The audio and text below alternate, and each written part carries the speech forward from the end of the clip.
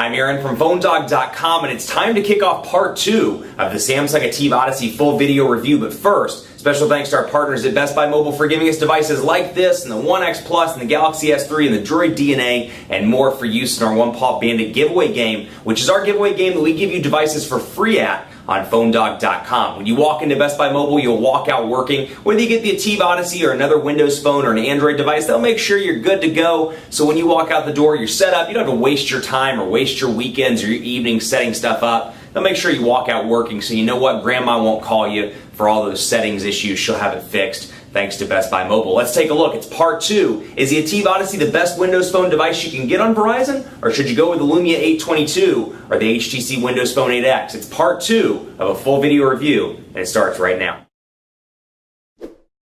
So to kick off part 2, let's continue to talk about personalization, because there are some changes from Windows Phone 7 to Windows Phone 8. In particular, if you're coming from iOS or Android, these are all things you should know. First of all, customizations on a scale of 1 to 10. It's not the most customizable OS. They've made significant strides since the Windows Phone 7 and 7.5 days. And you can change some unique things like themes. I can change the background from dark to light, for example. I can change the accent color around it. What's really nice about this, as opposed to Windows Phone 7 and 7.5, you've got a bunch of different accents to choose from. So I can choose orange, I can choose cobalt, a lot of different options here where it's no longer just blue or green or red. You've got a bunch of different themes and a bunch of different shades of color that you can choose from. So again, back to that customizable theme, you can really make this device your own and move the live tiles around as you see fit. And then I really enjoy the ability here. For example, I've taken a couple of photos and you're going to see those photos change out. So the live tiles are very useful, but I find that overall, throughout the day, it's kind of hard to control what those tiles do. So for example, if I have Weather Channel downloaded, it can show me the weather. I can see the 3-day forecast depending on how big the live tile is.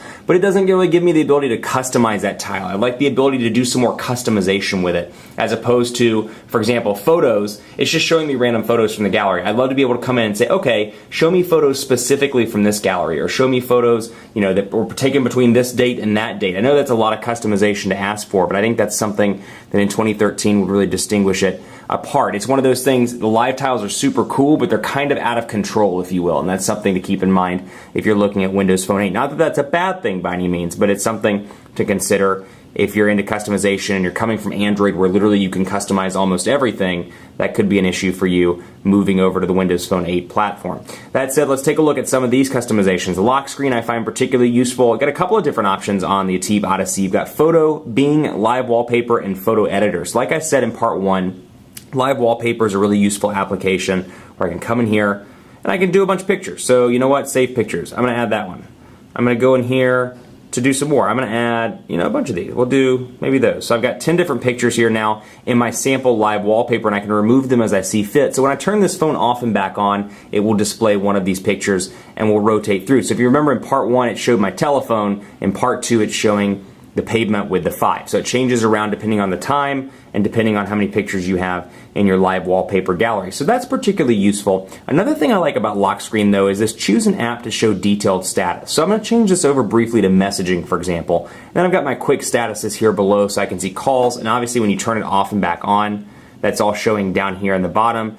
But what it's talking about when it says preview, you got a little space here for a preview. And you know what? With Windows Phone, you don't have the space for everything, but it lets you choose the application that's most important. So I chose messaging, for example. So I can come down here and assign, let's say, games to that one. I can assign Outlook to this one. I can assign voicemail to that one. Kind of move them around as I see fit. But then when I get a text message, and I'm going to go ahead and bring in a demo phone here so you can see what a text message looks like. I'll say hello, or I'll just say hi again. That works. So it's going to pop up with my demo phone number here. And it's going to show up because I selected that as the one that receives the preview. It's going to show that in just a second, or should show it. Actually, I believe I texted the wrong number. Did I? No, I guess I didn't. Hopefully not. Let's see. No, I didn't send. Let's try that one more time. Hi. Let's see if we can get it through here. The joys of demos and doing stuff live on camera. So you can see hi pops up, but you see my preview right there pops up as well. So it's taking advantage of that extra screen real estate. I can swipe away to remove that. Taking advantage of that extra screen real estate as you see fit. So if you want that to be calendars or missed calls, you've got the option to do that as well through that custom setting. Let's take a look at speed test here and see what Verizon's 4G LTE network looks like in the North Dallas area. We'll go ahead and load up speed test. This is actually the Ookla version. So I'll go through here and we'll do a speed test right about now. Let's take a look at settings. Let's say megabits per second. Yep, we'll do Dallas, Texas. and we'll see how well this performs. Verizon promises a download speed between 5 and 12 megabits per second, an upload speed of 2 to 5 megabits per second, and it's looking a little slow right now. We're not really in rush hour. It's 3:05 Central Time right now. So about 5, so barely just met the threshold at the very end. 5 megabits per second on the download. Upload, we're looking about 2, well, a little bit faster, 3.5 megabits per second. Obviously, take individual tests with a grain of salt. The network could be overloaded. This particular cell site it's coming off of could be having an issue or being overloaded. Keep that in mind, though. Still, a little bit slow for 4G LTE in comparison to something like AT&T, and granted, Dallas is their home market or one of their home markets, but still I see between 25 and 35 megabits per second on a regular basis, and even Sprint's LTE in this area, I see between 12 and 15 megabits per second. So a little bit watered down. That said, you have the greatest chance of finding an LTE market with Verizon. Their rollout is by far the fastest and by far covered the most ground. So if you come to a city, you go to a city that has 12,000 people, Verizon's going to be the most likely 4G LTE network in the city if they even have one. So keep that in mind. A little bit slower, a little bit more saturated, but still 4G LTE all around. So it's kind of a trade-off as opposed to perhaps AT&T, who's still rolling out, and Sprint, who's a little bit behind in the game and is slowly rolling out as well. A lot of integration here with Outlook. One of my favorite things, I want to talk about this briefly, is this Me column, where you can see for whatever reason it's not updating my picture, but I can post an update on Twitter, hello, and I can hit send. And it brings up, and actually may not let me post the update because my password needs to be changed. But we'll go ahead and cancel out of that. But you can see here, post an update, check in. I can set my chat status. It shows me my notifications when it works of all the people that have either responded to me, mentioned me, direct messaged me, those kind of things. And then share is particularly useful because I can see my latest tweet right here. I can check in through a couple different places. And I have Facebook integration here if I want it. Go ahead and allow that. And you can see it allows you to pick a place, which I'm not going to go into that because then it'll show where my office is and everybody want to come hang out. Local Scout's also particularly useful. This is an application I use on a pretty regular basis when I'm traveling. Land in San Francisco, for example, I'm looking for a great place to eat or drink. I'll load it up and it'll say, you know what, you're in San Francisco, you're right here in the Mission District, here's where you can eat and drink. And then, of course, places where you can stay, hotels, entertainment, things like that. And that's a particularly useful. Not quite sure why it's taking so long to load up. Let's see. Make sure our location-based services are turned on. Let's go down here to location, turned on. Let's just make sure. So it's loading up. Yeah, location services turned on. Not sure why it's doing that. Another particularly useful feature that I find pretty cool here is the Kids Corner. We'll go ahead and turn this on so you can see what it looks like. We're going to add some applications. So let's say you got a son or a daughter, they play around with your phone. You want to give them access to a couple things, but you want to make sure they don't call your boss on a regular basis. You just give them access to a couple of applications.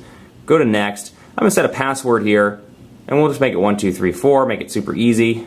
Or do I set all my passwords to 1, 2, 3, 4? Maybe I do, maybe I don't. I can't tell you. But you can see here, so I'll turn it off and back on. And like I said, my live wallpaper is still rotating through there. Still got my text messages, you can see. All I have to do is swipe to the left to access Kids Corner. Now when I swipe up here, it's supposed to ask me for a password. I'm not sure why it's not asking me for a password. Then when I swipe over, Kids Corner, I swipe up. And here's Kids Corner. So little Timmy, my son Timmy, let's say, customize. We're going to call him little Timmy. Timmy? And we'll choose dark accents, and we'll change the accent color. We're going to give Timmy Verizon Red, because Timmy's a firecracker. So we can make these smaller, larger as we see fit. So Timmy's got the ability to customize his own Kids Corner, which is really, really a cool thing. So he can make it his own, and all you have to do is turn the phone off and back on, and then there's the passwords. I can either go into my area, or I can get rid of that and go back into Kids Corner as I see fit, and there's Timmy's Corner right there. So easy to use, nice for that, ability where you got your kid, they want to play with your phone, and then they give you your phone back and everything's destroyed. Not the case with Kids Corner, which is very nice. Last but not least, I want to talk about the Microsoft Store because it has undergone some significant changes in a lot of ways. First of all, you always get an OEM-centric store here, so either a carrier store or an OEM store. In this case, Samsung Zone is what we see. So we can load up some Samsung applications here, see what comes out of the box, and let it load on Verizon's 4G LTE network. As you can see, Music Hub, Photo Editor, Live Wallpaper, a lot of different options here. Music Hub is here. Beauty, let's see what Beauty is. I actually don't know what the Beauty Lens, all the imperfections on your subject's face. You know what, we can download that as a camera add-on. Beauty, I like that. So once we add that on, take a look at the camera while it's downloading. And we'll take a look here, and it should be a lens. I imagine it'll download it as a lens. But here's the camera, 5-megapixel camera, nothing to write home about by any means, 720p HD recording.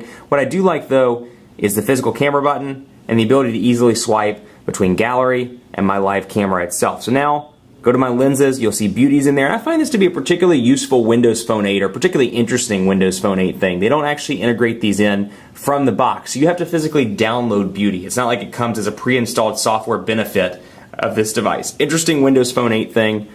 Don't really have an answer for you as to why that happens the way that it does, but I can throw on the beauty lens and take a picture and get rid of those cosmetic imperfections. And then when I'm done, I can go right back and select either the Bing Vision lens, a beauty lens, or I can download additional lenses from the Samsung Zone. Now this is something that's across Windows Phone 8. This is not a Samsung specific thing. I've seen it on Nokia devices and on HTC devices. So particularly interesting camera thing. All in all, camera's going to be decent. Nothing to write home about.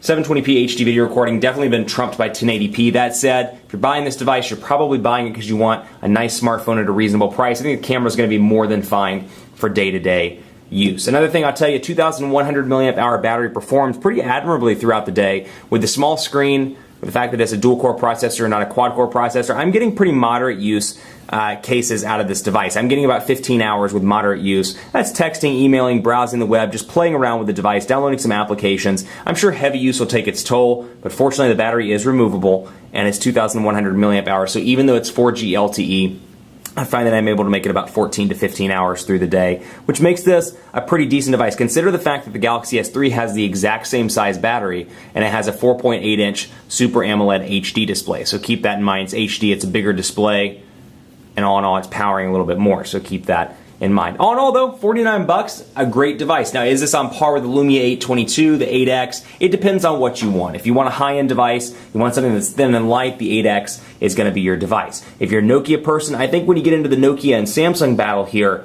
because they're so similar, I think you've really got to look at the applications that come pre-installed. If you like Nokia's software that they include, take a look at the Lumia 822. If you're a fan of some of the cool applications on here, live wallpaper, mini diary, NFL Mobile, any of the Verizon stuff, mini diary, photo editor, any of the Samsung installed applications, take a look at the ATIV Odyssey. All in all, very reasonable smartphone for the price. Keep it locked on PhoneDog.com for continuing coverage. Hit me up on Twitter, PhoneDog_Aaron, and let me know what you think of this device.